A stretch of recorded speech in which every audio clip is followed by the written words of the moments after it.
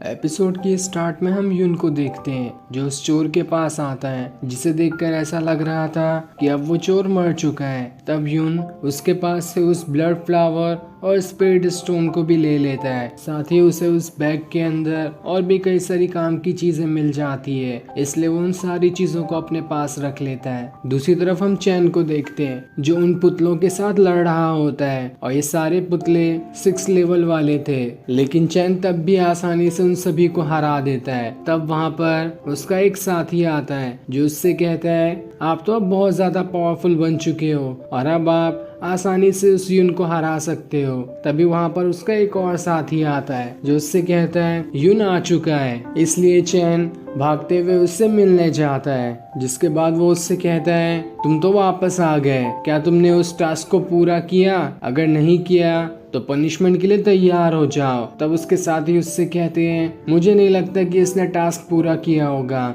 इसे तो अब पनिशमेंट मिलेगी और पनिशमेंट के हिसाब से इसे मरना होगा। पर तब चैन उसे चुप कराते हुए कहता है, अभी क्यों मरने की बात कर रहे हो, मुझे तो पहले इससे अपना हिसाब बराबर करना है। जिसके बाद वो यून से कहता है, मैं अभी तुमसे फाइट करूंगा और अगर तुमने मुझे हरा दिया तो हमारी दुश्मनी आगे से खत्म हो जाएगी, और अगर नहीं तो मैं तुम्हें आज बहुत मारूंगा। लेकिन यून उससे कहता है, हट जाओ मेरे रास्ते से, अभी मेरे पास टाइम नहीं है, मैं मंत्री से मिलने जा रहा हूँ, मुझे उसे बताना है कि मैंने अपने सारे टास्क पूरे कर दिए हैं। जिसके बाद वो वहां से आगे बढ़ने लगता है, लेकिन तब चैन गुस्से में अपनी स्वॉर्ड निकालकर उसके ऊपर अटैक करने की कोशिश करता है, लेकिन यून अपनी टाइगर स्पिरिट की मदद से एक जोरदार पंच उसे मार देता है, जिस वजह से चैन वहां से बहुत दूर जाकर गिरता है। तब उसके साथी उसे संभालते हैं, जिसके बाद यून उससे कहता है, आगे से मुझसे पंगा लेने से पहले 10 बार सोचना। ये देखकर चैन खुद से कहता है, मैंने उन 6 लेवल वाले पुतलों को भी हरा दिया,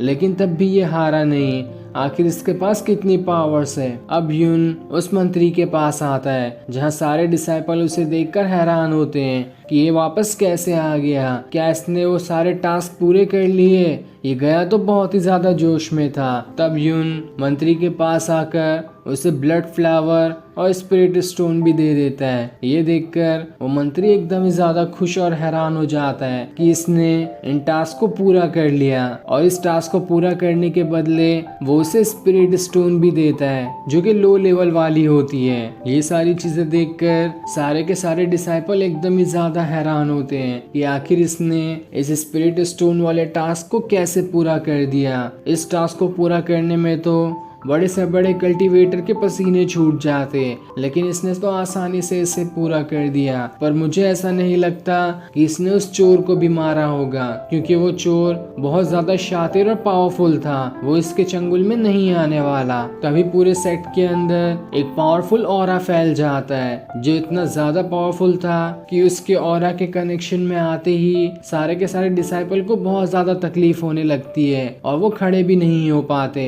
जिसके बाद वहाँ पर वो आदमी आता है जिसने यहाँ पर ऑरा फैलाया है। तब इस चीज को देखकर यून को गुस्सा आ जाता है कि आखिर ये कौन है और सबको परेशान क्यों कर रहा है। तब वो अपनी पावर्स को एक्टिवेट करते हुए उसका सारा का सारा ऑरा खत्म कर देता है। लेकिन जैसे वो उस आदमी को देखता है, सारे के सारे लोग उसके सामने ग्रीट करते हैं क्योंकि वो इस सेक्ट का लीडर था। तब वो सभी से कहता है, मैं तो यहाँ पर यून से ही मिलने आया हूँ, हमारे साथियों को पहाड़ के पास उस चोर की बॉडी मिली है, जिसका मतलब साफ है कि यून ने उसे भी मार गिराया। ये तो बहुत अच्छी बात है, यून ने हमारे सेक्ट का नाम और ऊंचा कर दिया, इसलिए मैं यून का इनाम पर्सनली खुद अपने हाथों से उसे देने आया हूँ। और वो इनाम के तौर पर उसे एक मार्शल आर्ट वाली बुक देता है, जिसके अंदर ड्रैगन स्पिरिट के बारे में भी लिखा है, जिस तरह से उसके पास टाइगर स्पिरिट की पावर्स है। तब लीडर उससे कहता है, 2 दिनों बाद हमारे सेक्ट में एक छोटा सा मार्शल आर्ट कंपटीशन है, मैं चाहता हूँ कि तुम इससे पहले इस टेक्निक को सीख जाओ और उस कंपटीशन में अच्छा परफॉर्मेंस करो। जिस पर यून कहता है, आप बेफिक्र रहो, मैं ये करके दिखाऊंगा।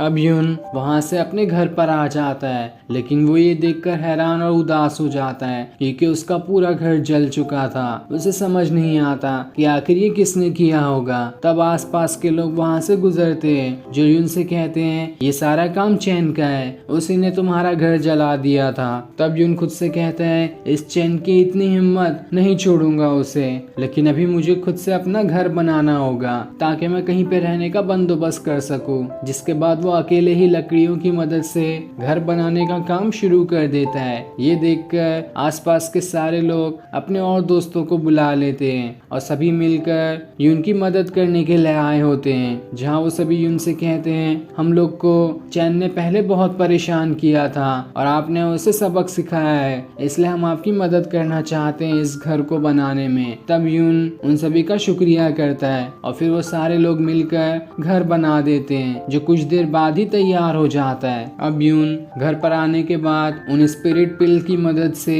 अपना ब्रेक थ्रू करना शुरू कर देता है ताकि मार्शल आर्ट कंपटीशन से पहले वो अपने लेवल को भी पूरा कर सके। अब हम उस मार्शल आर्ट कंपटीशन वाले दिन को देखते हैं जहाँ पर जो इंसान यून से लड़ेगा वो पहले ही रिंग में आ गया होता है, लेकिन यून अभी तक नहीं आता क्योंकि वो पहले ही बहुत ज्यादा लेट हो चुका है। और उसके इतने ज्यादा लेट होने की वजह से इस मार्शल आर्ट कंपटीशन को कराने वाला आदमी जैसे ही अनाउंस करने वाला होता है कि यून हार चुका है, तभी वहाँ पर यून आ जाता है, लेकिन अभी हमें उसकी शक्ल नहीं दिखाई देती। पर उसे देखकर सारे के सारे लोगों का मुंह खुला का खुला ही रह जाता है। पर आखिर ऐसे कैसे यून यहाँ पर आ गया जिसे देखकर सभी का मुंह खुला ही रह गया है, ये तो हमें आगे के एपिसोड में पता चलेगा। और ये सीन दिखाते ही ये एपिसोड यहीं एंड हो जाता है। Thanks for watching.